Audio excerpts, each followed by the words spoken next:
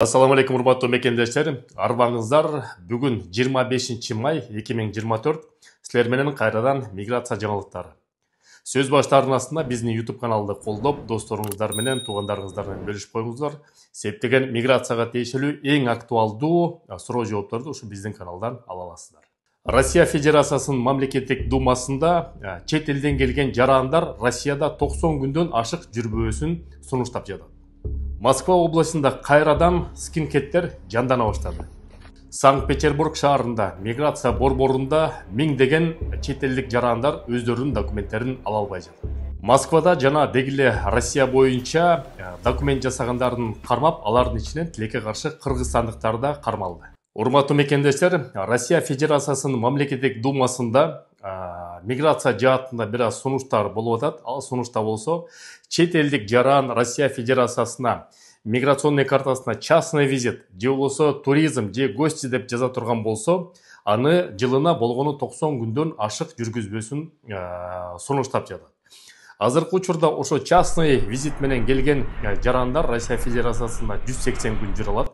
180 күндөн кийин кайра 90 күнгө чыгыш керек. 90 күндөн кийин кайрадан кирип 180 күн жүрө берсе болот.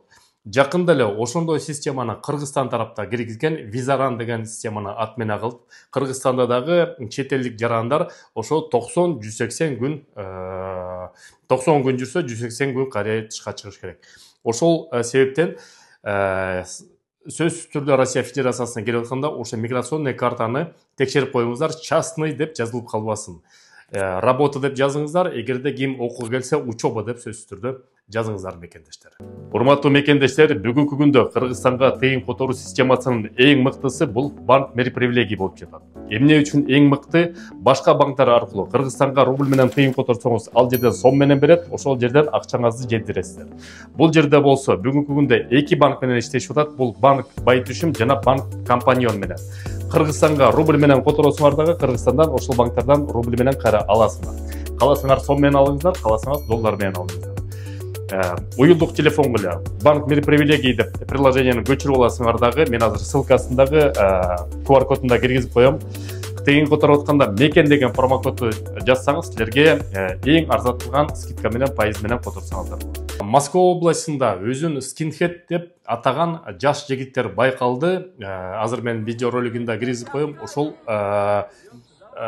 курьерлерге тийишип, тамак ташыгандарга тийишип, өздөрүн скинхед деп газовый баллончик сатып чачып турган жерлерди кездешип атат. 1-2 Москва областындагы 1-2 аймактарында. Эми бул скинхед уюму Россия Федерациясына негизи экстремисттик уюмдарды бири, буларга мыйзам жолу буларга эч кандай жол бербейт.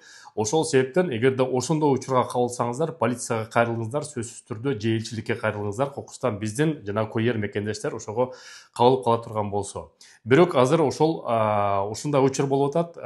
Жана русская община деген дагы бир чоң уюм, ошол алар скинхедтер эмес, булар ошол патриотторубуз деп өздөрүн орустарды коргоо максатында деп түзүлгөн уюм. Эми бул уюмдагы ушундай радикалдуу националдык көз караштары болгон уюмдар эрте эле кеч жабылат. Буларды дагы укук коргоо кызматтары, күч кызматтары сөзсүз түрдө эрте эле кеч көзөмөлгө алат.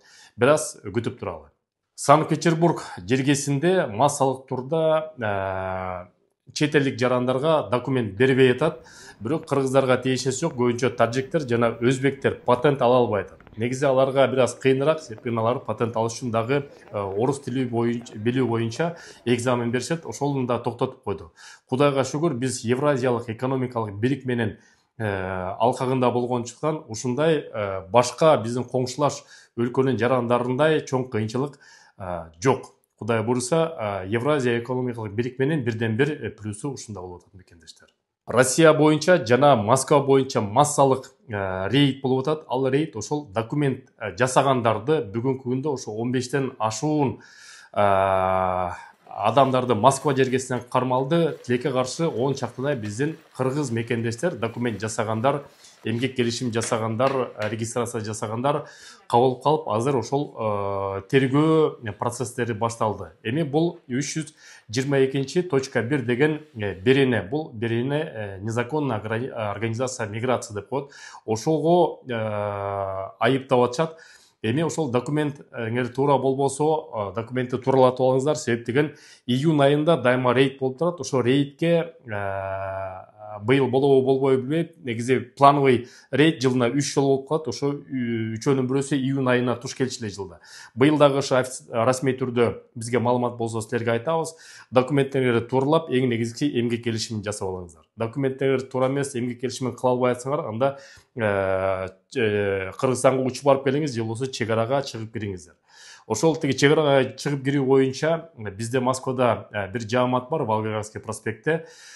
Жумасына бир жолу муктаж болгон үй бүлөнү бекер чек арага алып барып келет. Андан тышкары ошо диаспорадан десеңиз, силерге толук 500 рубль скидка менен алып барып келет. Телефондорду айтып коеюн: +7 925 465 68 40 номери, экинчи номери +7 929 633 74 65 номери. Мен азыр дагы жазып коем. Ошондой мекендештер, сак саламатта болуңуздар. Миграция жаңылыктары болсо силерге айтып турабыз, документтериңизди тууралап алыңыздар. Көрүшкөнчө.